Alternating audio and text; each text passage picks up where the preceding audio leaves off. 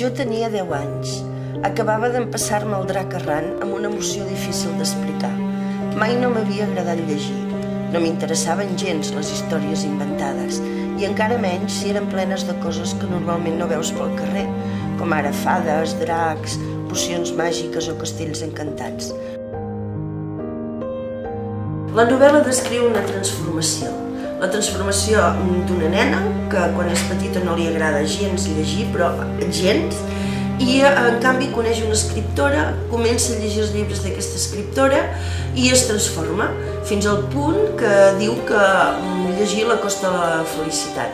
I quan és gran, quan fa batxillerat, decideix fer un treball de recerca sobre aquesta dona que li va canviar tantes coses de la seva vida quan tenia 10 anys i a partir d'aquest estudi, d'aquest treball, va descobrint coses, va descobrint secrets de l'escriptora molt lligats amb l'obra que ha escrit durant tota la vida.